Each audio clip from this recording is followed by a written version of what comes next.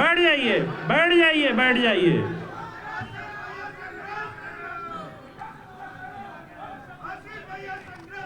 बैठ जाइए। आपने कह दिया तो और ताकत से लड़ूंगा।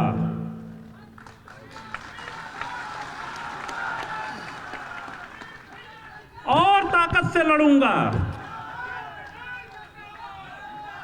सुनिए, बैठ जाइए, बैठ जाइए, बैठ जाइए, बैठ जाइए, बैठ जाइए। मैं षड्यंत्रों से डरने वाला नहीं हूं। मैं तो खुली किताब हूं। मैंने कह दिया सीबीआई से जांच कराइए। डरते क्यों हैं? कराइए। मेरे हर कार्य की सीबीआई से जांच कराइए। पर अखबार में 1700 करोड़ रुपया का दुरुपयोग करके, सूचना विभाग का उपयोग करके अखबारों में किसी भी राजनीतिक आदमी का मान मर्दन मत करिए। नहीं, ईंट का जवाब पत्थर से दूंगा।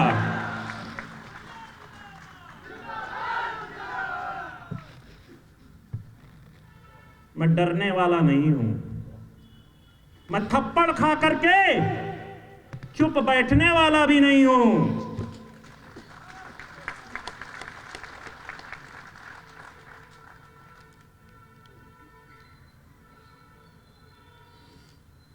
हमने अगर आपको वोट दिया है तो हमारे अधिकार भी हैं।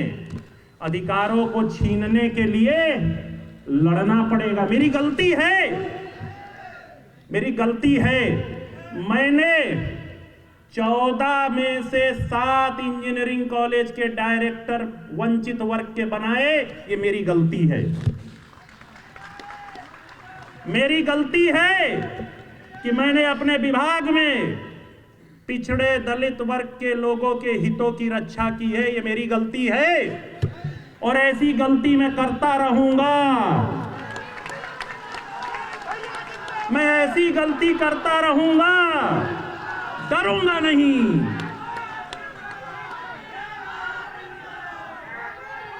मुझे डरना चाहिए?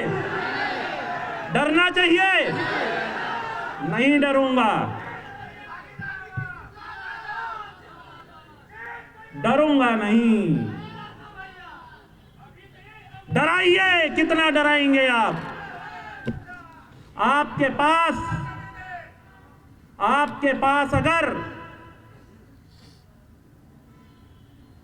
तंत्र है तो मेरे पास जनतंत्र है।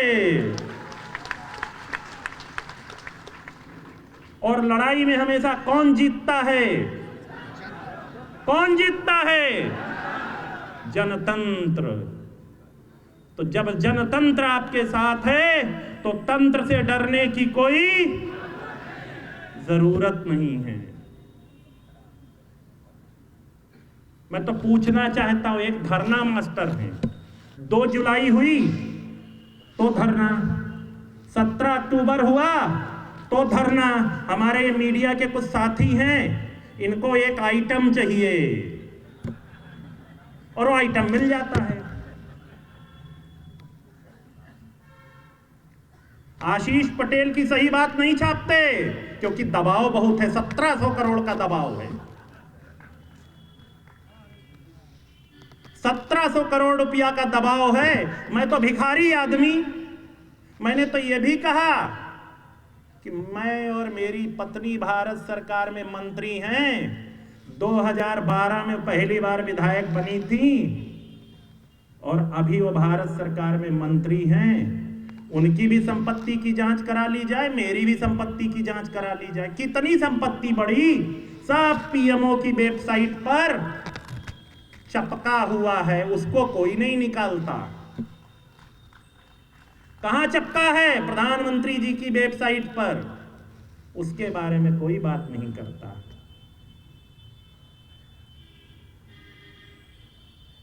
आगे कहूंगा तो क्या होता है, एक धरना मास्टर है, उनको प्रायोजित किया जाता है और उनको जब भी मौका मिलता है धरने पे बैठा दिया जाता है। मैं तो एसटीएफ के उन अधिकारियों के बारे में जानना चाहता हूं जिस विधानसभा में परिंदा भी पर नहीं मार सकता, उस विधानसभा में विधानसभा बंद होने के बाद एसटीएफ के किस अधिकारी ने 2 लोगों को उनके साथ धरने पर बैठने के लिए भेजा है? मेरे मीडिया के साथी पता कर ले तो दूध का दूध पानी का पानी हो जाएगा। इसीलिए मैंने कहा था एसटीएफ से सावधान रहिएगा। सारे षड्यंत्र की रचयिता कौन है? कौन है? मैंने नाम बता दिया आपको, लेकिन मैं एसटीएफ को भी बता देना चाहता हूं। तुम्हारा नाम स्पेशल टास्क फोर्स है ना, तो मेरा नाम आशीष पटेल है। तुम पैर पे गोली मारते हो ना, औकात हो तो सीने पे मेरे गोली मार के दिखाओ।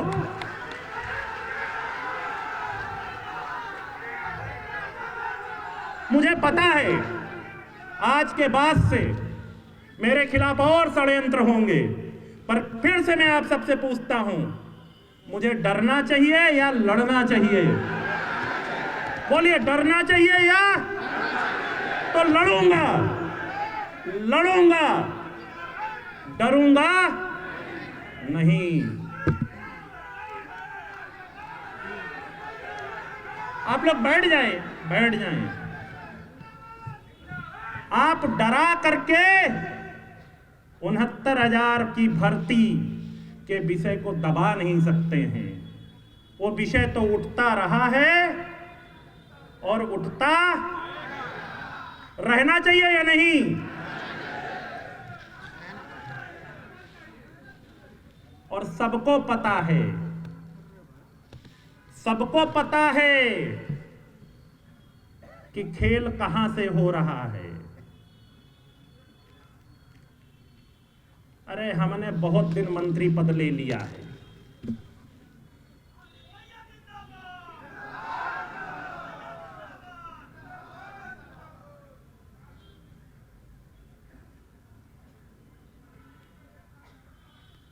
मेरी बात से सहमत है ना? लड़ने के लिए सहमत है ना? बैठ जाओ, बैठ जाओ, बैठ जाओ। अरे बस बस, अभी बैठो बैठो।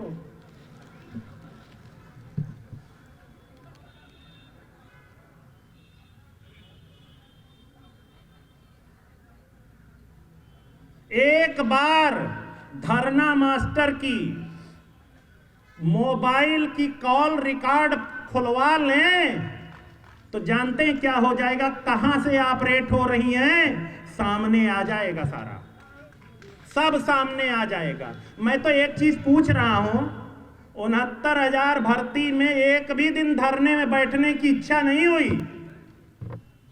क्या हिम्मत है कि 69,000 भर्ती का घोटाला करने वाले सचिव बेसिक शिक्षा परिषद के विरुद्ध धरने पे बैठेंगी? औकात नहीं है, क्योंकि जहां से ऑपरेट हो रही मार डंडा, मार थप्पड़ ठीक कर देंगे। करेंगे कि नहीं ठीक? पर मैं थप्पड़ खा करके चुप रहने वालों में से नहीं हूं। और मैं आप सब कार्यकर्ताओं से एक अपील भी कर रहा हूं, मेरी सुरक्षा आप लोग दीजिए, मेरी सुरक्षा आप लोग दीजिए। आप ही मेरी सुरक्षा है। मेरे साथ षड्यंत्र बड़े होने वाले हैं। आज के बाद से जो मैंने सच बोल दिया है तो अरे हमारी राष्ट्रीय अध्यक्ष जी को तो केंद्र सरकार ने पूरी तरह पैक कर रखा है। उनके पास भारत सरकार की सुरक्षा है, पर मैं तो आपके भरोसे हूं।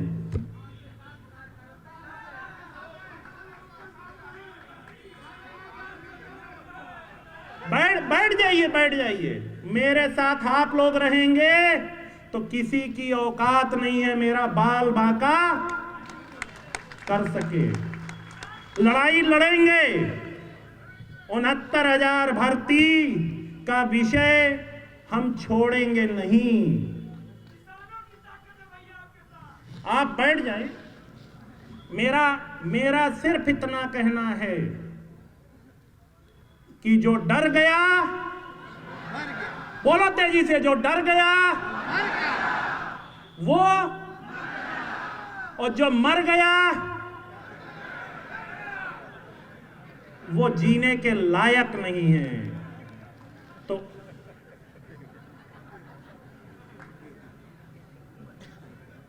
क्यों सुनीता जी, अनीता जी, अरे मैं तो कहना चाहूंगा, अरे 12 का चुनाव याद करिए मैडम, जब हमने इतने बड़े व्यक्ति से लड़ लिया, उस समय तो हमारे पास पुलिस का डंडा भी नहीं था। अब तो एक मरा हुआ डंडा, ऐसी कार्बाइन वाली सुरक्षा मुझे मिली है कि उसकी गोली चलेगी ही नहीं। उस समय तो हम डंडे पे लड़े थे और रोहनिया हरा करके आए थे, याद है या नहीं याद है?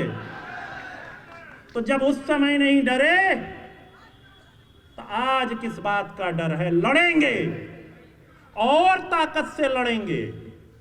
और याद दिला दूं मैं आपको, षड्यंत्र करेंगे, हम आपके साथ ताकत से खड़े हैं, लेकिन षड्यंत्र करेंगे तो हम उसका जवाब जरूर देंगे। देना चाहिए या नहीं? और मैं शिशिर बाबू से कहना चाहता हूं, मैंने आपको कई बार कहा कि आप खबरें छपवाना बंद कर दीजिए, पर आपके पास तो 1700 करोड़ रुपया है ना। मैं तो भिखारी आदमी हूं, लेकिन अगर आप अपनी हरकतों से बाज नहीं आए तो मैं इतना जरूर कहता हूं आपसे कि बिना पैसा वाला भी खबर छपवाना जानता, वो मुझे तरीका आता है।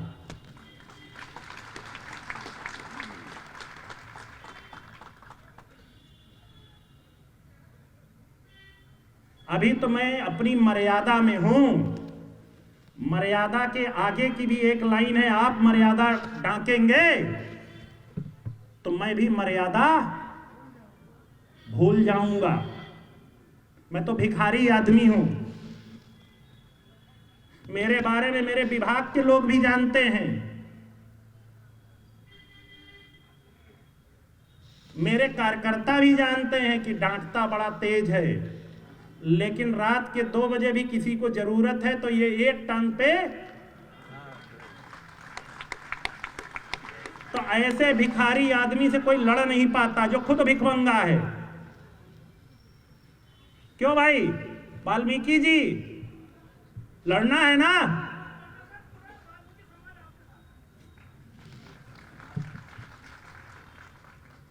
तो मेरा बस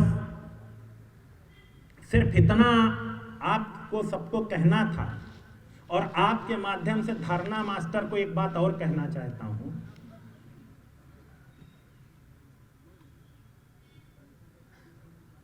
वो बड़ा परेशान है कि बीजेपी कैसे ज्वाइन कर लें।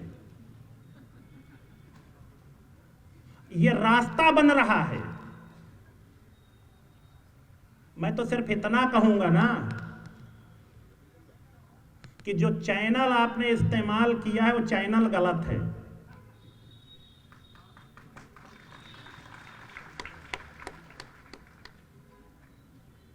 जाइए प्रधानमंत्री जी के नेतृत्व को स्वीकार करिए, प्रधानमंत्री जी को नेता बनिए, आपका स्वागत है। पर ड्रामा धरने से कुछ नहीं होने वाला है, क्योंकि आपने जिस जिसको धोखा दिया है ना, आपसे सब कोई पीड़ित है, आपके साथ कोई है नहीं। मेरा इशारा आप लोग समझ गए होंगे। जहां खाया वहां छेद नहीं, वहां ड्रिल कर दिया। तो ड्रिल वाले तो गए, हमारे साथ तो आपने ये किया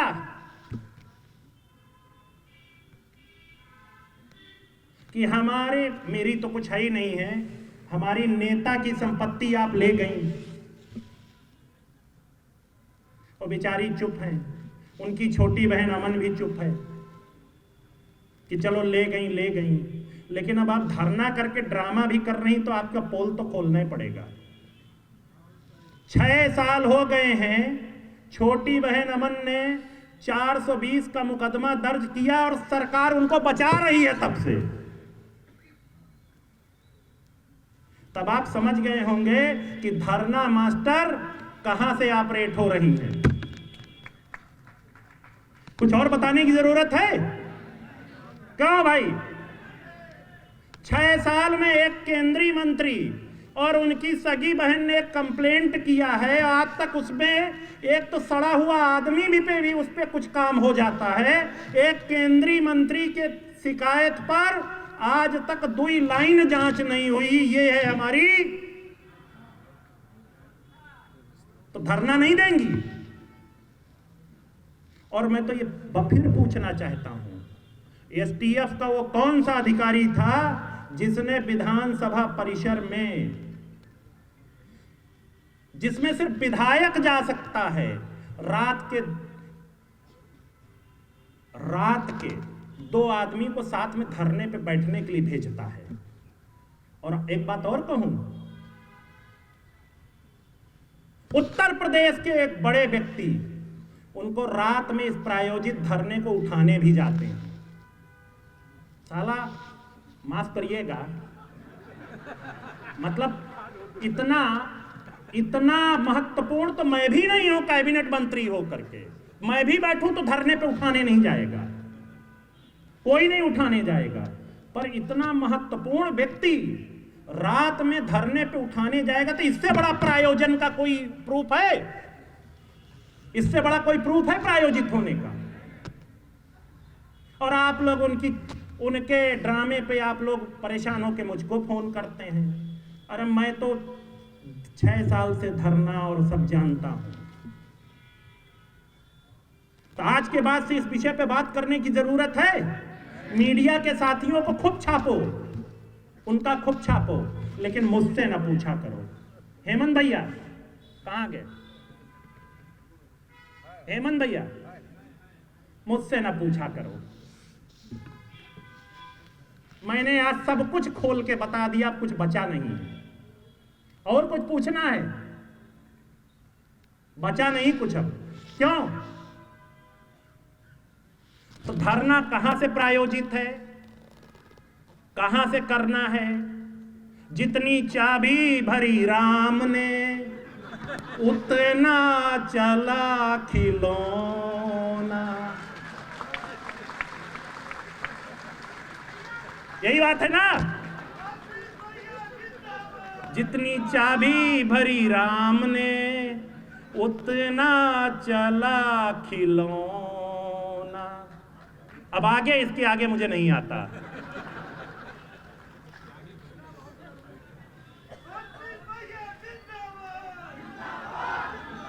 पर सुने, खिलौनों से हम लोग डरते नहीं हैं। खिलौनों को ना मसल दिया जाता है। आप सबको ढेर सारा धन्यवाद देते हुए, अभी इसके बाद माननीय राष्ट्रीय अध्यक्ष जी ने आपके लिए भोजन की व्यवस्था की है। तो सबके साथ राष्ट्रीय अध्यक्ष जी आप सबके साथ भोजन करेंगी अपने बात रखने के बाद। और मैं तो सिर्फ इतना कहूंगा कि हमारे नेता माननीय प्रधानमंत्री जी और माननीय गृह मंत्री जी के नेतृत्व में 2014 में हमने एनडीए का पहला हिस्सा बना था उत्तर प्रदेश में, और तब से हम एनडीए के अटूट हिस्से के रूप में हैं। और माननीय प्रधानमंत्री जी और माननीय गृह मंत्री जी के नेतृत्व में जब तक वो दलितों, पिछड़ों, वंचितों के हितों की बात हमारी नेता के कहने पर मानते रहेंगे, तब तक हम उनके साथ मजबूती से खड़े रहेंगे।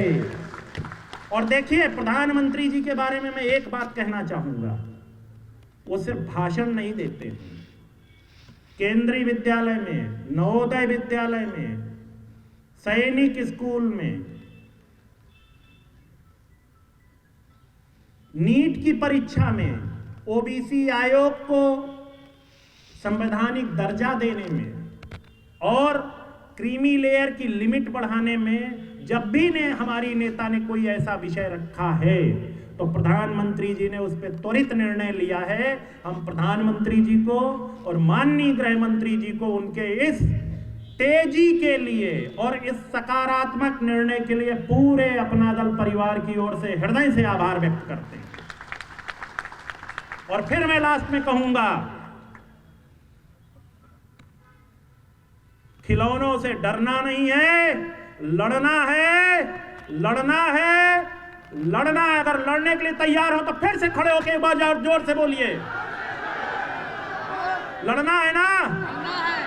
लड़ेंगे, डरेंगे नहीं, दबेंगे नहीं और थप्पड़ का जवाब थप्पड़ से देंगे।